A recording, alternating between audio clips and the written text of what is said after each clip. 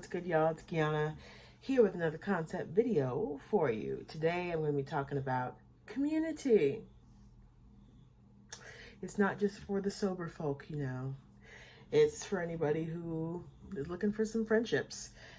So before we get into it, I would like to thank my patrons over at Patreon, who I just celebrated a year with, by the way, 2 days ago. Ricky, Lauren, Kim, Zianya, y'all are amazing. Thank you so much. We made it to a year. I know not everybody was there for the full year, but you're here for the celebration, and that's what's important. We're going to keep forging ahead, keep going strong, dropping meditations for y'all, dropping song celebrations, content videos, new downloads. We got the works. So let's get into it. I have a list. So finding community. I'm going to just be talking about, in general, but also like I'm going to squeeze sober people in there because I'm a sober person. And I know that getting sober is hard, and it's hard to feel motivated and encouraged to find community when you're getting sober because there's shame around it in many circles and in many communities. And so it might be a challenge for someone to want to reach out. The first thing you can do is just type into Google friendship apps. Type like this. Yes, friendship apps. And you will get the first link that I got, which is from oprahdaily.com. And I'm going to share with you this list of 12 friendship apps you can use. And they're all free for the most part. And if you want to do VIP or premium for some of them, there's a charge per week or per month. But we'll get into that in a second. I want to let you know how I found some community, not through any of these apps somehow. So basically, I think one of the first things is getting sober. I went to AA, and that's a community of people, and there it is. That's a group where I go in person. Now that the pandemic has happened, there's a lot of places that are doing it online. There's a lot of Zoom meetings, there's phone meetings, and then I think maybe some of the places are starting to open back up again to do in-person meetings and stuff. So that's one way. Another way was when I was coming out of the closet in 2019. I changed my little Facebook bio to say that I, am an artist, a singer, and that I love Jesus, and that I'm a bisexual Christian. And my like nucleus of queer ladies that I hang out with and have been friends with for 2 years now.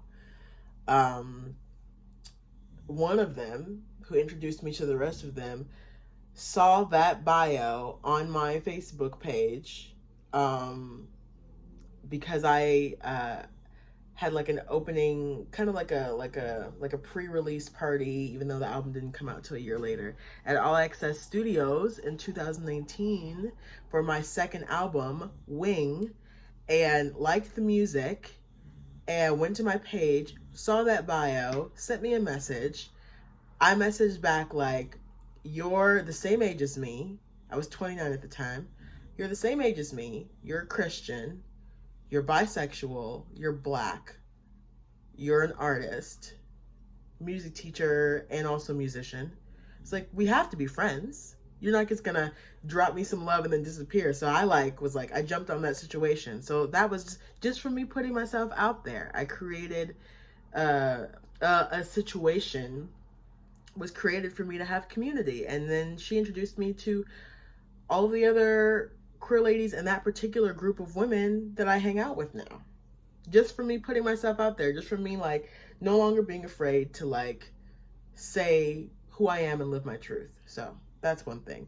Say who you are, live your truth, put key things about your personality in your life in your Facebook bio, in your Instagram bio. Your community will find you. So that's one way. Another way that I have found community, apart from AA and just putting myself out there via my social media bios is I listen to this podcast called Seltzer Squad, and it's these two women.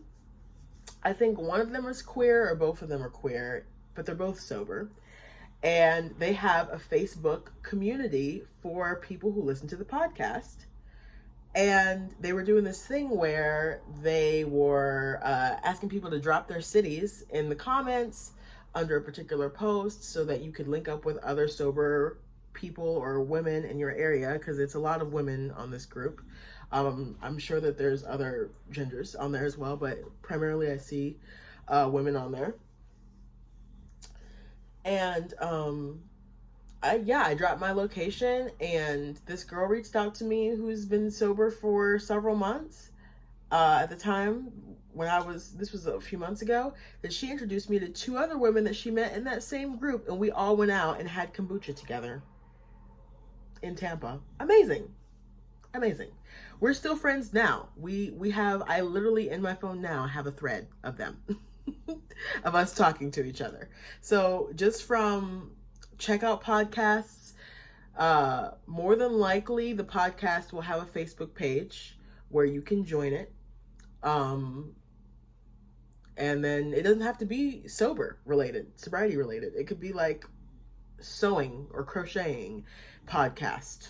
And they have a Facebook group. You join that Facebook group, you find people in your area, you're like, hey, is there anybody in the blah blah blah area? And if there's somebody who's there, you can decide if you want to meet up with that person. You can go have coffee or tea or whatever, or a drink. And then boom, if you hit it off, there you go. You have a friend. You have a new friend. So those are just the ways that I have found community predominantly.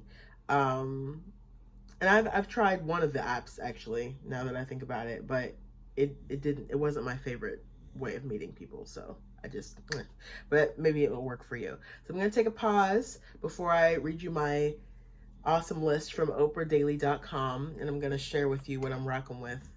I'm trying this new kombucha. I tried the other one from this brand. What is this? Tribucha kombucha. It's a really fancy can. This flavor is rosemary and sage, which is so ironic because I was just choking from